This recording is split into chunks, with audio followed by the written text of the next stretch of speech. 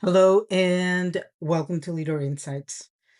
We are going to have a small conversation today about emotional intelligence, and I am going to be using Quiet Power, Transformational Insight.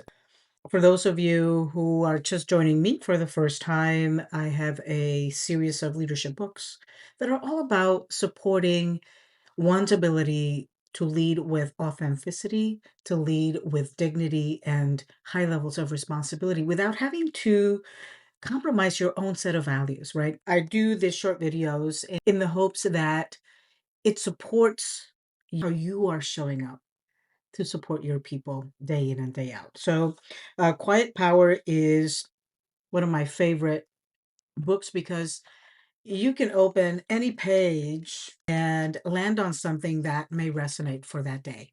And so today I opened this book and I landed on emotional intelligence. And so I wanted to share a quote, a reflection, and a call to action today. So let's get started.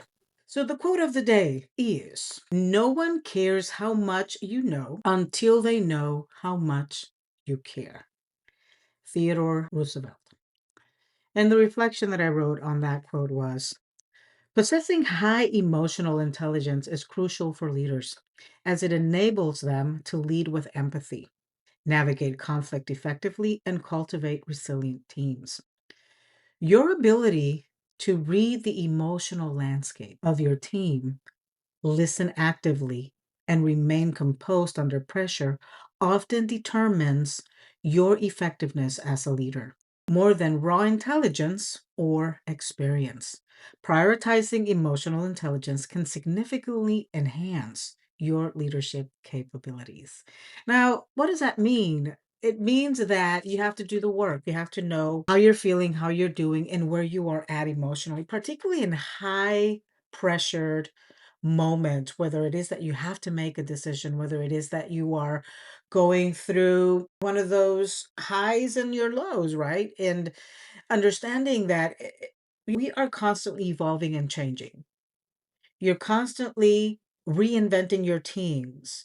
We are in an experience where people are loyal until they are no longer loyal, right? And so, how do you begin to maximize and build teams knowing that there is going to be a shift within that team every 2 to 3 years, right? We no longer live in a world where people are staying in organizations for 10 years, 20 years, or until they retire. People are seeking growth opportunities. And part of a leadership's job is to ensure that all of the people that we are managing have opportunities for growth or feel that they are growing within their teams, whether they're not being promoted or whether they are being promoted, but that there are opportunities for learning. If they feel like they're learning, they're more likely to stay until they feel that they are no longer learning.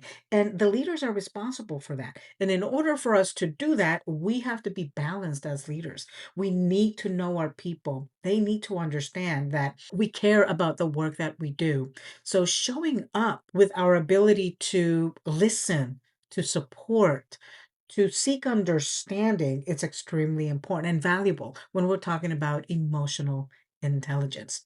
Our ability to self-regulate in moments of high stress and pressure, also really important, particularly if you are in a high pressure environment where deliverables are coming in and out on an ongoing basis, and you have to keep deadlines. So you have to be able to not only keep yourself grounded, but support your team in being grounded.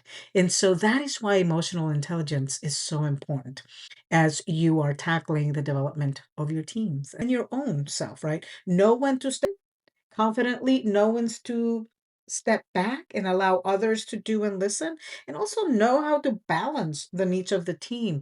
Give everyone in your group the responsibility to share in the workload, to share in that shared experience of collaboration and partnership. You as the leader don't have to be the rock every single time. You can be that guiding post, but the guiding post can teach their team to share the responsibility and sharing the responsibility so that everybody feels supported, even in those high stress moments. So let's talk about my call to action. Pay close attention to the emotional undercurrents present in your next meeting. And meetings are amazing because it gives you an opportunity to have people in the same space where you can read and experience the room. So pay attention in your meetings. Acknowledge someone's effort or concern and observe how this simple act can shift the dynamic and foster a more positive atmosphere. And remember, as leaders, we are the source of that positive outcome. So remember, when you come into your meeting, it shouldn't always be about your checklist, right? Effectiveness shows up in different ways. And meetings also should be intentional. There's a time and place for different things to happen. But if you are entering into a moment where it's a high level pressure, a moment where people are going to be given and designated different tasks that are specific to a deadline, right?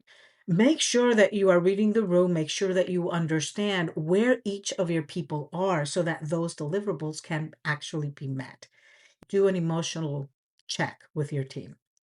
All right, so that's what I wanted to really share with you guys this evening. Thank you for joining me. Again, if you haven't, make sure you pick this up.